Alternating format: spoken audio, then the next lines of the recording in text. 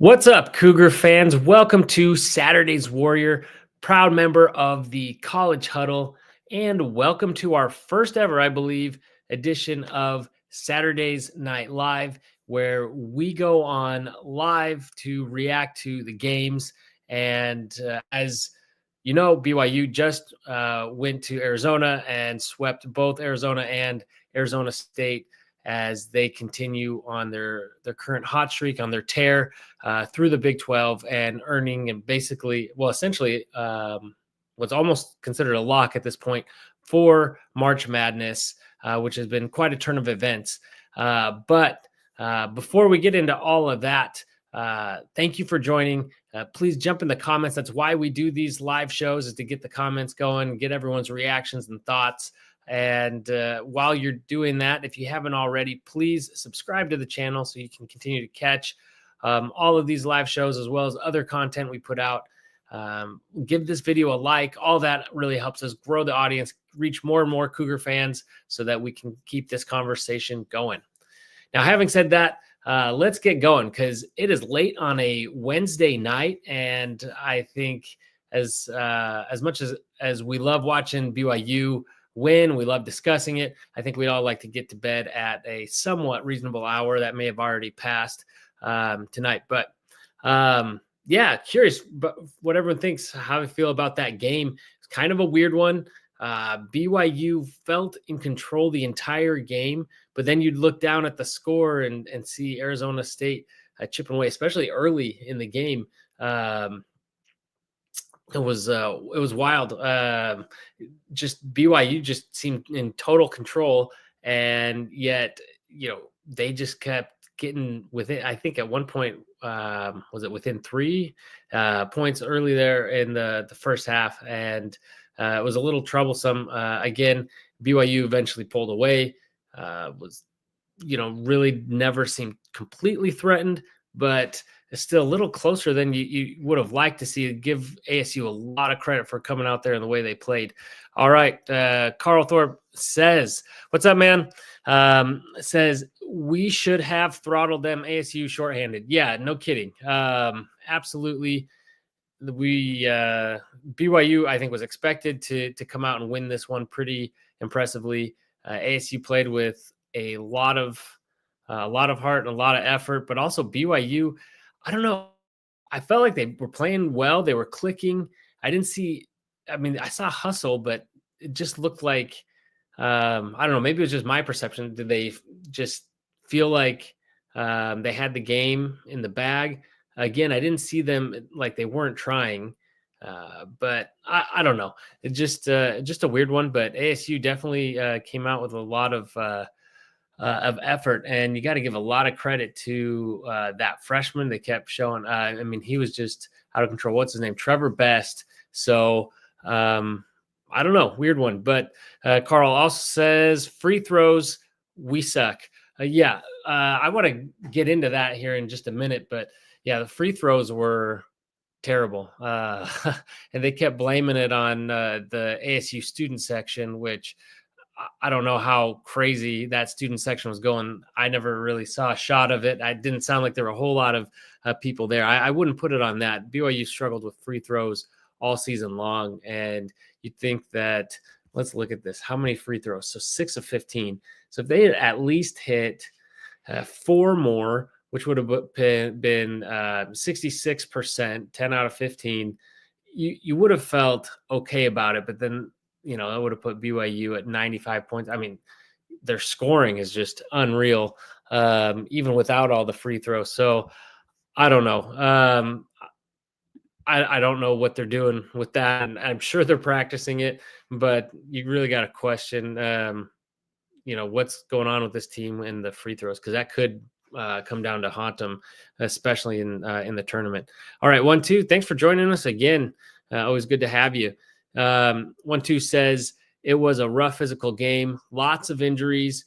Could have been worse. Yeah, it definitely could have been worse. I mean, I thought BYU looked good. And that's what was surprising, is I felt like they were pulling away, and then you'd see that ASU is still kind of hanging in there. And I never really thought that they'd have what it takes to do that. But you don't really want to mess around in games like that. You want to win those games big. because that's what's going to come back and bite you, especially in the tournament. All right. We got Andres Taylor here saying Richie just keeps playing amazing. I love Richie Saunders. I mean, everyone does. Everyone always has. That's not a unique take. But man, just everything that he does, everything he embodies, and I mean, 26 points again tonight. But that's not it. Like, he gets rebounds. Well, I can pull up stats here. Let's throw them up here.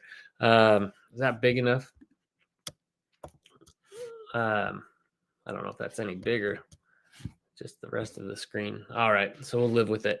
So, yeah, I mean, he gets rebounds, assists, steals, no blocks tonight, but he just, and the way he hustles. And what I love is, what was it? His first like 15 points were threes, and then I couldn't believe they weren't closing out on him sooner than that. But then, you close out on him, and he can just, the way he can finish around the hoop is just outstanding. I love it. In fact, it's one of my favorite parts of his games, is watching, him go up at these weird angles and get people off balance and just finding whatever way to get the ball in the hoop. And there's been a lot of talk about Richie while we're on him. Definitely improving his stock for the NBA. And I'd always thought of him as, we're going to get him all 4 years. No one's really, we didn't really think of him as an NBA prospect, and it's certainly getting that talk, and it's growing so much that, people are thinking, oh, does he go to the draft this year? And I really wonder. I mean, he's got to at least test the waters, especially now, because if you don't get an agent, you can go kind of get a feel for what your draft stock is, and then you can still withdraw from the draft. So, I would suspect that he probably does that, if nothing else, just to kind of get a feel for it. But man, I sure hope he comes back. That was, for me, one of the biggest, stabs in the gut when after Pope left, was the fact that I thought Richie Saunders was gone with him. And the fact that he stayed, he came back to BYU, and now he's playing like this is just unreal. So, I mean, if he goes to the NBA, great. I hope he makes it, and I hope it goes well for him. But I really hope he comes back for another year, and the NBA will still be there. But he is obviously a bit older than most NBA prospects. But I think with the way he shoots, and the way he hustles, those are going to be things that they see in the NBA. I do wonder, though, if his level of, his size and his level of athleticism is going to be enough to play that kind of inside game in the NBA. But I don't know. Certainly, making cuts and that ability to finish will always come in handy, making those hustle plays. So I really hope he does get a shot at the NBA. Whether it's this year or next year, but hopefully it's after next season. But yeah, what a stud. I mean, he's easily one of my, favorite BYU players ever. He's right up there with Jimmer. I don't even know who else comes close at this point besides those two. So a lot of other guys I've loved over the years, but unreal. So yeah, Richie is great. 1-2 says catchings with 2 air balls way off all night. Demon with more sloppy passes, turnovers, leaving a lot on the table. Yeah, Demon, it seems like he's forcing it. Like when it's in the flow of the offense, I mean, he just makes some spectacular plays, and then there's just so many boneheaded ones. And some of them are, sometimes when you make that many passes, the ball's in your hand that much, and you're banking on, making some great passes. Sometimes they're just not going to go. I mean, the defense will sniff it out, or maybe you and your teammate aren't always exactly on the same page. But at the level that it's going, I mean, at least tonight it was only 4 turnovers, which is much better than the other night. But yeah, I want to see him do that less. And tonight, he did what I wanted. He started going to the hoop more, but he wasn't getting all the way to the hoop, and then he was settling for kind of those, short shots instead of being able to just dunk it or lay it in. And so, not as effective tonight. I mean, he definitely still draws the attention from the defense, which is helpful. Still able to handle the ball and control what's going on the floor. But yeah, that's disappointing. Catchings, but at least he did airball it. I don't know what happened because he had space on at least one of those to make a good shot, and it looked like he was just forcing it. But he recognized that. He didn't try to force it other times. He looked for the extra pass, and you got to give him credit for the screen that he laid as well. I don't know. I want to go through some. You can see I've got like a million tweets here open up, but I want to let's see here. Oh, right here. The screen that he laid, especially after the other night when he tried a couple times and failed miserably. That is just so satisfying. So out there doing that, I saw him involved in a couple other hustle plays. I know he's been on a short leash, and after he missed a couple shots, I thought he was going to get benched or sat, but he went out there and got a few more minutes and was able to keep going, and want him to get his confidence up and reward him for making some hustle plays, because I think he's going to have the capability to swing a game potentially in the tournament if he can get going and get hot. So some other comments. So we got Raider DeMooney. I love him chiming in here. Let's just ask if we can shoot threes for our free throws. Yeah, absolutely. I wonder, because we were outpacing, it's one of these other tweets up here, outpacing our free throw shooting with our 3-point percent, shooting from three. So pretty wild. Hopefully we get that figured out. All right. 1-2 says, I selfishly want to see Devonta Saunders and improve Demon catchings next year. Yeah, that would be awesome. I don't think we do. I don't know what's going to happen with Demon's draft stock. I mean, all the commentators keep talking about him like he's a lock for the lottery. I assume that they're hearing things that, they're more plugged in. I don't know how much his draft stock has dropped with, his troubles with scoring, but and catchings is another one. Who knows where he's at and what he's hearing, because it was always, his draft stock was always based off of potential and his size and his ability to shoot. And, he might be able to show enough here down the stretch that he says, I'm just going to go for it. Instead of sitting out a year, I might not, he might wonder what his minutes would look like being next to Devonta. But yeah, if we got them all back, that would be amazing. I'm sure there's no way we get all four of those back. There's just too many variables with it. Because even if catching says, hey, another year of college, there's a chance, or Demon, either one of them could say, Saunders, heck, for that matter, could say, hey, it's time to go elsewhere.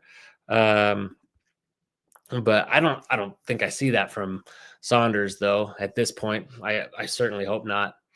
But well, so tonight was not a surprise in terms of the outcome of BYU winning. Certainly the score. I love to see that scoring in the 90s, 3 games in a row, just on a complete tear.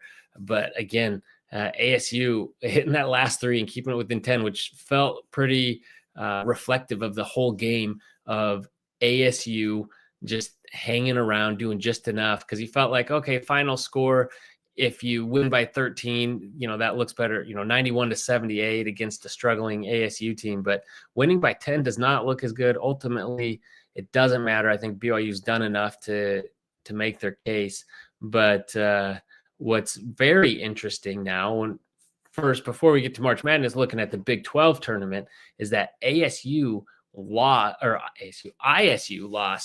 to Oklahoma State, amazingly enough, the other night. And so now that puts the Cyclones and BYU both tied for 4th in the conference. And BYU, it seems like that matchup with ISU really could and most likely will determine who gets that 4 seed, which would be a double bye in the Big 12 tournament, which is going to be huge for BYU if they're able to swing that. But either way, being 5th would still be a huge accomplishment, I think, for BYU either way. But you want to see them get that. But talking March Madness now, it was after the Arizona game, had some comments on talking about where we think they'd end up. Everything I'm hearing now, I see some people hypothesizing that BYU could get as high as, a 5 or 4 seed. It still seems a bit out of reach, especially from everything I've heard. It's not just the rankings, like in football. There's, Ken Palm and all the other things that go into all the bracketology, and it seems like BYU's more likely somewhere between a 7 and a 10 seed. But as you know, with the outplaying on Sunday and getting the regions right, I don't know exactly how it's going to work out this year, and what that's looking like. But from the bits that I've heard, it sounds like most likely that will end up leading to BYU, as it has mostly in the past. It seems like every time they make the tournament, they always get knocked down. See, they're never going to penalize somebody else to allow BYU to avoid playing on Sunday. And so, again, it depends on how the regions and everything shake out. And so what worries me with that is if BYU gets like a 7 seed, but then they get knocked down to an 8 seed, that puts them in the 8-9 matchup. There's a lot of talk this week about potentially playing UConn or Utah State in an 8-9 matchup. That those sound like exciting matchups, but it does not excite me very much because you do not want to be going up against the number 1 seed in the next round, especially this year where they've all been pretty dominant. So you'd much rather, I'd almost say it'd be better if BYU's 8-9 and then they do get knocked down, as they typically do, down to a 10 seed. I would say that would be a better outcome for BYU, getting a 10 seed than an 8 or 9. And then that way they can be on that other side of that bracket and most likely have potentially an easier path, even though they'd be playing a 7 seed in the first round, an easier path to making it to the Sweet 16. We'll see. That all seems a long way away. A lot of basketball to play. Again, remember, was only a couple weeks ago, maybe a few weeks now, that BYU got blown out by Cincy, and now look at the narrative and everything. So a lot of things can change, and not just for BYU, but all the teams surrounding BYU. A lot of basketball left to be played. So I'm not going to get too far ahead on that, but that is something that's crossed my mind on it. And Andres Taylor says, I feel like Kaba has really shown big improvement these last 4 to 5 games, monster dunks and blocks, big time defense and rebounding. So fun to watch him play. Yeah, I mean, I feel like he's been fun to watch all season, and he's been getting those lob passes all season, but it does seem like, I don't know. It'd be interesting to look to see if they've increased or not. It does seem like it's increasing, and it's coming from not just Demon. Look at Arizona. I think it was Arizona, or it was probably Kansas, honestly. But he's getting those lobs from everybody and throwing it down.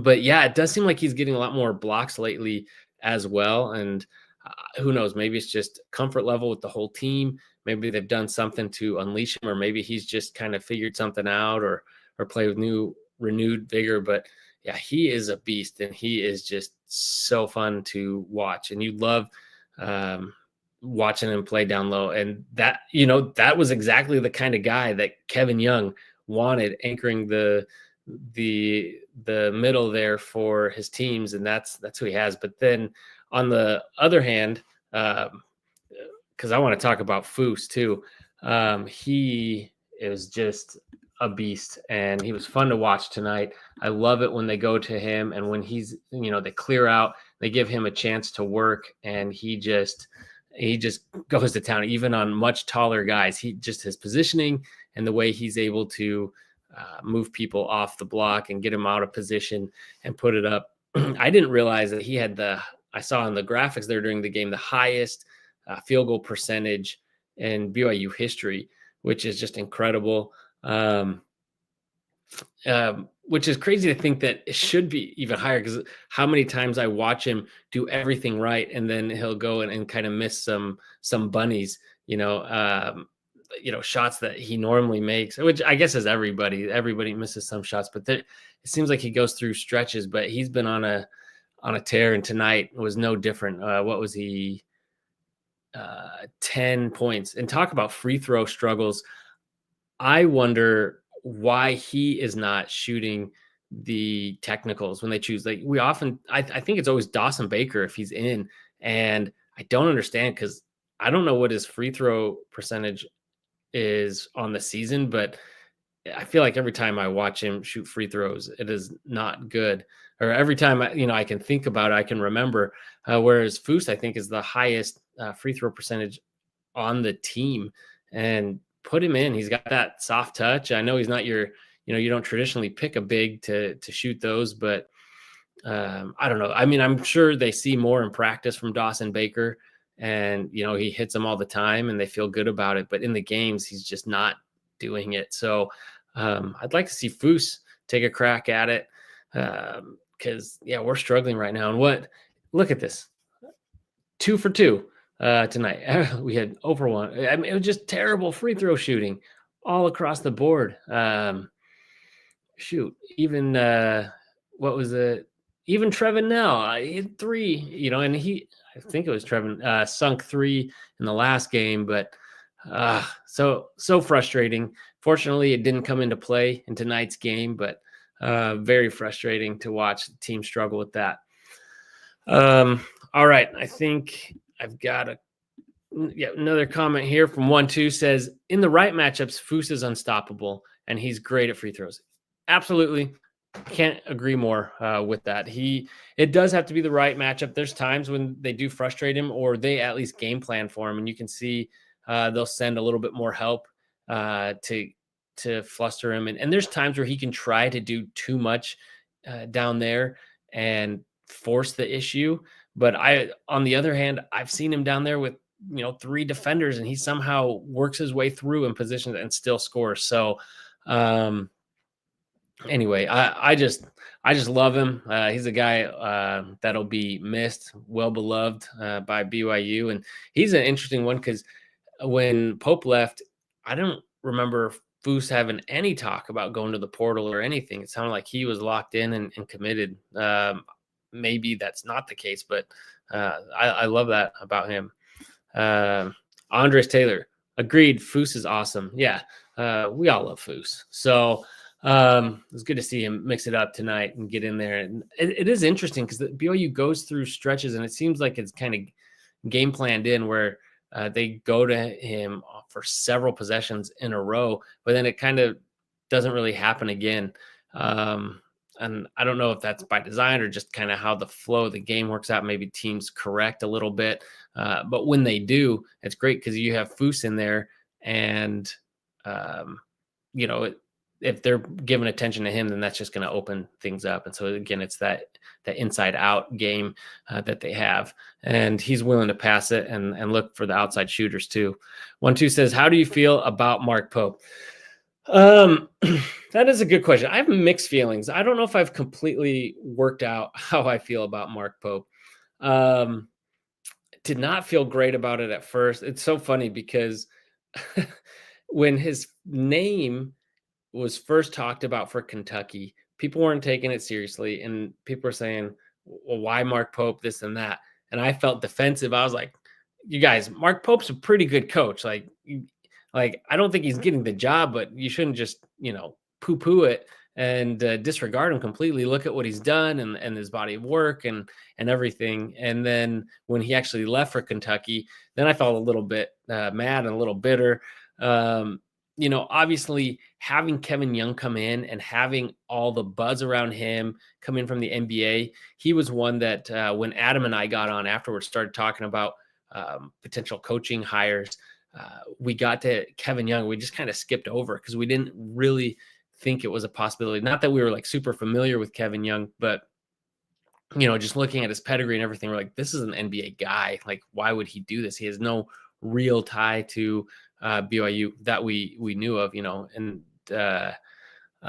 obviously through his wife's family and everything. But so yeah, but having him come in and getting AJ DeBonsa, getting all the other recruits, that's lessened the sting. And so honestly, we knew that Mark Pope, that BYU wasn't his end game. So doesn't make me that mad. It's not like he left for some other job like in the Big 12 or some, this was not only one of the blue bloods of college basketball, it's also, his alma mater. It was his dream job. It's where he wanted to go. So, I don't hold it against him. I don't blame him. Wish him success. I'd love to see BYU go up against Kentucky and beat Kentucky at some point. That would be a lot of fun. But no, yeah. So I do feel like a little sting about it, but I think for the most part, I wish him well. But it's a good question. I don't know if I fully worked through all those. So thank you for allowing me to do that and use you all as my, I guess, therapist for the night. But 1-2 says, do you remember that terrible, awful, no good meltdown a couple of seasons ago? Lost to Pacific with like 4-point lead with 10 seconds to go. Everything I heard was that Pope botched it and blamed players. Yeah, this sounds familiar. I've probably blacked it out already, but yeah, I have heard some other things. I don't really know, other than there's some players that have had some issues with him. And there's some other things, that I've alluded to. I don't really know any details on any of it. Obviously you had Emery and his whole scandal and stuff, and he's alluded to things I've seen on social media and some others.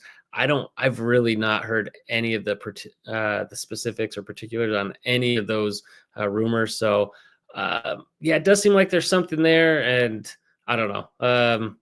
I don't have more information on that. But yeah, if he's like throwing players under the bus or whatever, I don't know. I'm not in those huddles. There's a lot of players that do really like him. I mean, our guy, Richie Saunders, obviously has a really good relationship with him still, even though he chose BYU.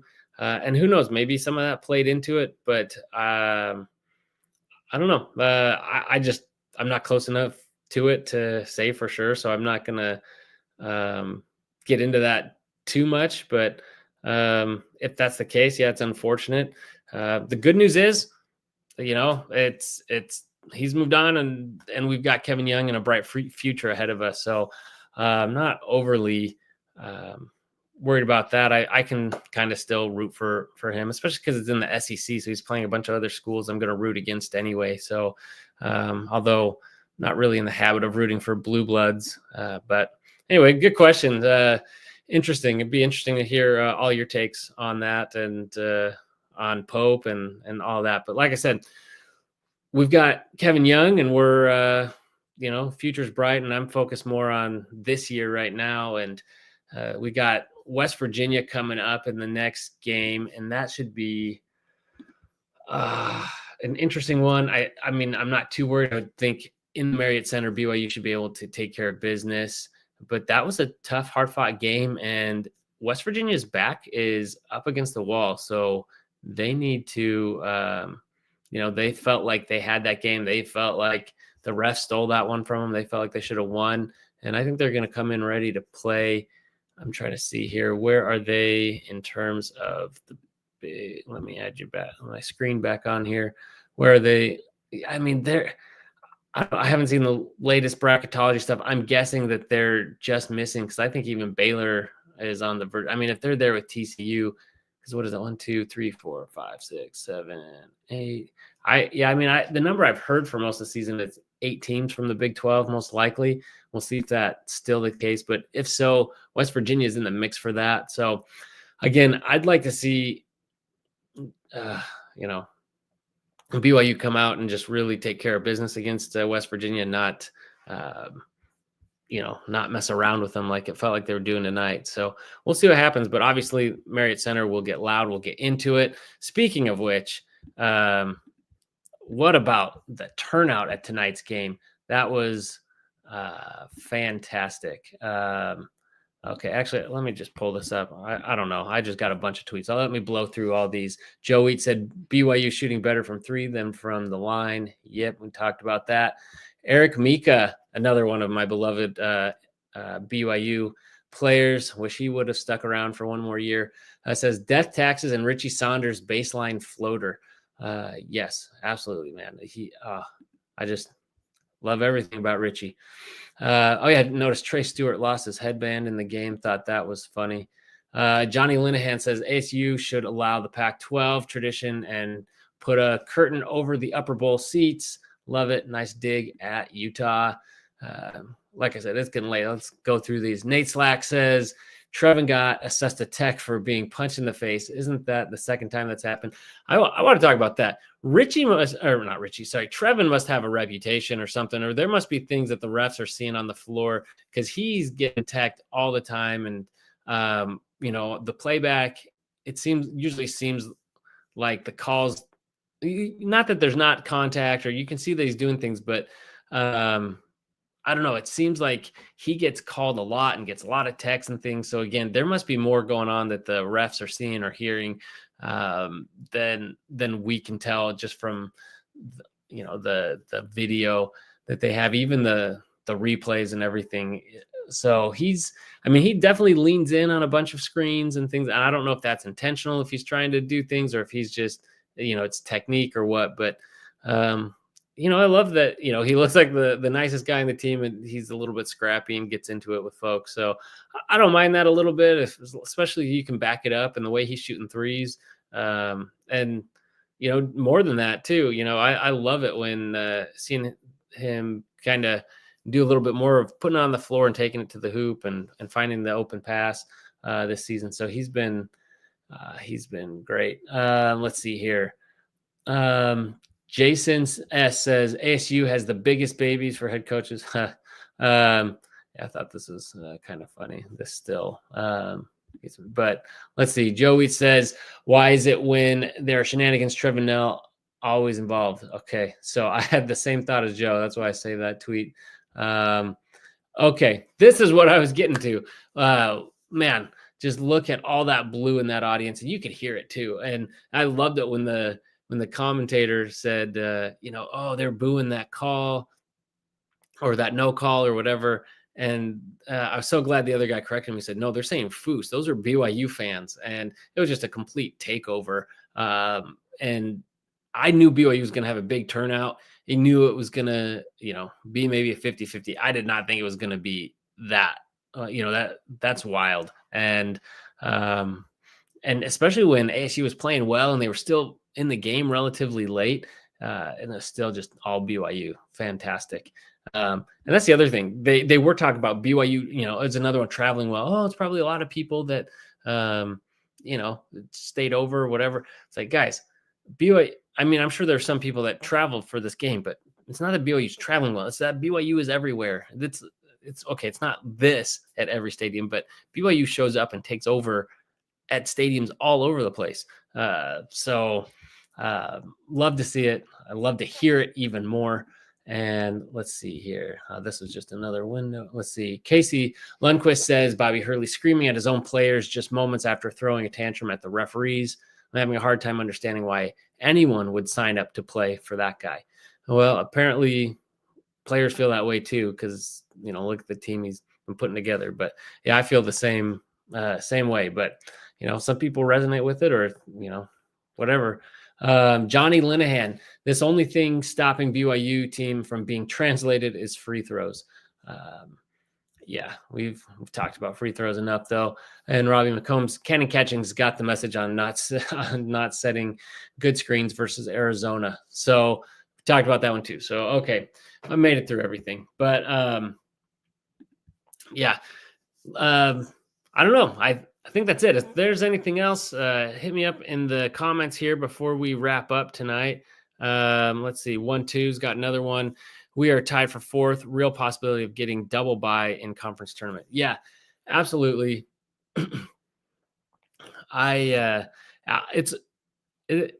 It's not just a real possibility. It's right there for BYU to take. And like we're saying, it's most likely going to come down to the game against Iowa State. Now they have dropped some that they shouldn't have. Let's actually look at that. I'm kind of curious what ASU, or I don't know why I keep saying that. I guess because we played ASU tonight, but Iowa State, they've lost some confounding games. Let's look at their schedule here.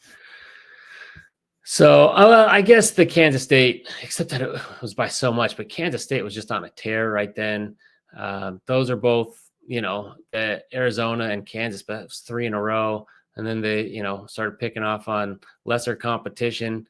Houston, so again, it's against that upper echelon of the conference, and they're struggling, and then they're picking up a bunch of wins on the lower, teams, which, BYU did the same thing. That's what you're supposed to do, beat who's in front of you. And but then losing to Oklahoma State is not a good sign for them. And so now they've got Arizona, BYU, and Kansas State. So 2 of those teams they've already lost to once, and they lost to Kansas State at home. So it's possible that they could drop some more, and then BYU could just win it outright, even by losing to Iowa State. But yeah, most likely it's going to require BYU to beat them in the head-to-head, and it would be huge. I don't know specifically, but the odds of winning, even if BYU is heavily favored in that matchup, in that if they're a 5th seed, the odds of being able to advance and move on and pick up, and win the tournament, the Big 12 tournament, increase drastically with that double bye. So, and it would just be really good accomplishment for BYU. Obviously, you don't want to risk injuring your team or doing anything, to secure that. And the Big 12 conference, obviously the conference championships don't mean what they used to. And you got to think big picture about the tournament, the NCAA tournament. But I also don't like teams kind of phoning it in or taking it off or trying to preserve play. Like, you go out, play and do your thing. And I think you get good karma. I feel like some teams get bad karma when they try to, sit players or whatever, but I don't know. It's going to be fun down the stretch. Very different than what we thought this was going to look like a few weeks ago, or a couple weeks ago, last week, even before the Kansas game, because BYU is getting into the toughest stretch of their season. And I just want to look at it again. Did not expect this stretch for BYU to be on a 5-game win streak, especially after watching that complete meltdown at Cincinnati.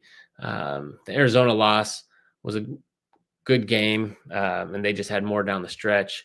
So I knew BYU had it, a lot of potential, but I thought they could pick off, out of Kansas, Arizona, and Iowa State. I was hoping they'd get 1, maybe 2. They've already got 2 with a good chance to go pick up a 3rd, or at least be, competitive in that game, with 2 other very winnable games right there at home. So feeling very good about where BYU is at right now. Again, 11-6. We were just hoping that they would split the conference games, end up 10-10, and they're already 11-6 with a good chance of being 12, 13, maybe even 14 wins. I'd say that's, obviously lower because they could slip up against any of these teams, but definitely 12 or 13 wins seems very, very in reach for the team. So what a great season. And it goes to show, like, the team gelling. That is one thing I want to say is, they're doing a lot of the same things. It's the same players, but they just seem to be reading each other better and moving more in unison. And I think the defense could still use work. Obviously they're putting up a lot of points, but their teams they're playing are also, aside from Kansas, are also putting up some points.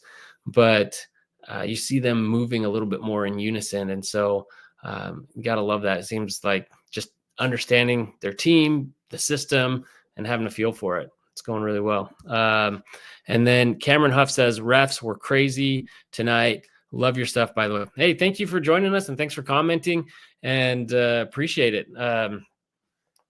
And yeah, the refs were wild, and the commentators were saying, oh, it was they're having a tough job tonight. I didn't really understand that that comment, but I think any given night really any basketball, especially college, you're going to get, you have the potential for some crazy calls from refs. I didn't and especially in the Big 12. And I didn't think tonight's was worse than Arizona. Like that game was wild.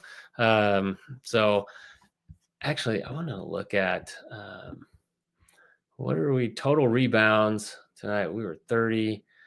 Arizona State 26. Oh, that was defensive. Sorry, it was total rebounds. They were 30. We were 36. So that's good. At least we out rebounded them, but not so great on the offensive glass, although neither were they. So, because I did feel like BYU was, I felt like players looked like they were going after rebounds a little bit more. So I was kind of curious to see how that turned out. But then the offensive rebounds, just 6 on a game where there's that much scoring, maybe there weren't as many rebounds to get. I don't know. I'd have to go and look at that, but figure out what they did. But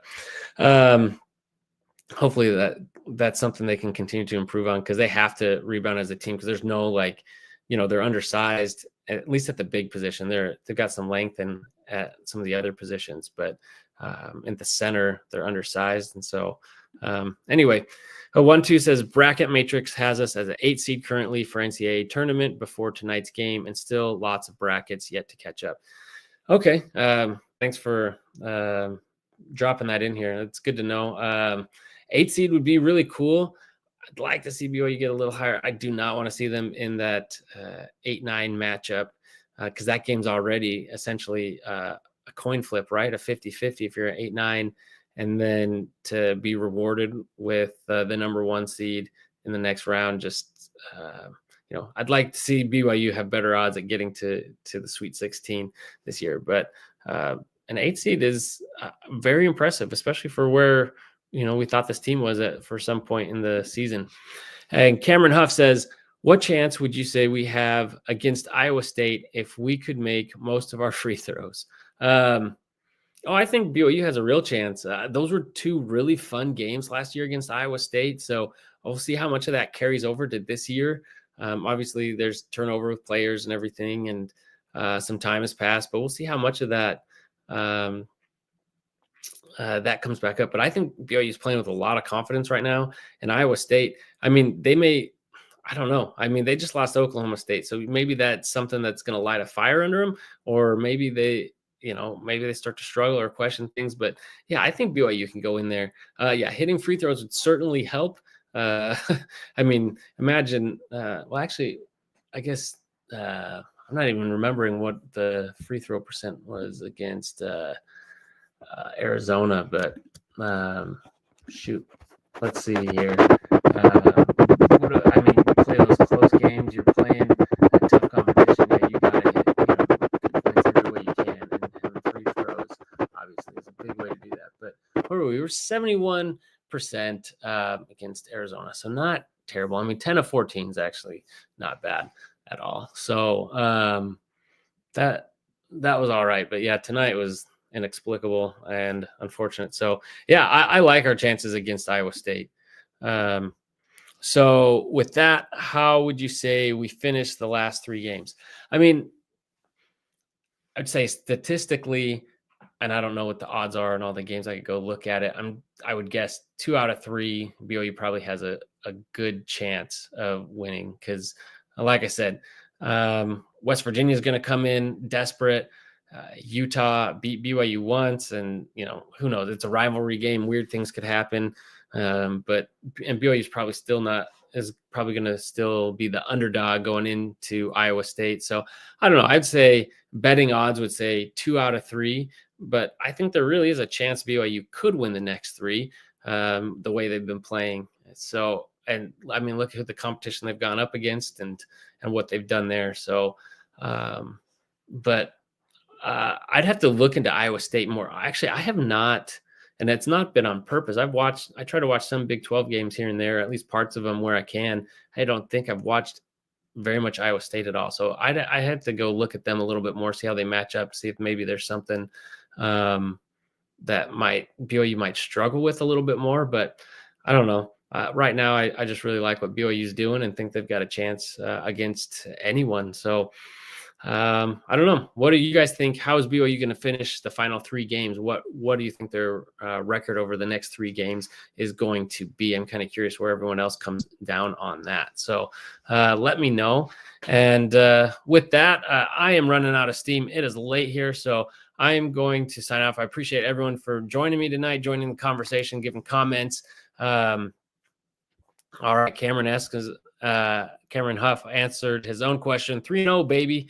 Fire. Yeah, absolutely. I mean, I'll be watching. I fully believe BYU can do it, and hope they do. So got another one. 1-2 says 3-0. So yeah, this team really is playing very confidently right now, and I just hope they can work out some of the kinks. But even with those deficiencies, even with Demon playing the way he's been playing, and even with missing free throws, been able to play really well. But yeah, got to work out some of that stuff, because that's not going to work against a team like Iowa State. So anyway, appreciate it. Again, ask you please like the video, subscribe to the channel, and continue to catch our live videos, be part of the conversation, and appreciate it. And as always, one last comment, Cameron. Thanks. Good night, bro. All right. Thank you, and good night. Go Cougs.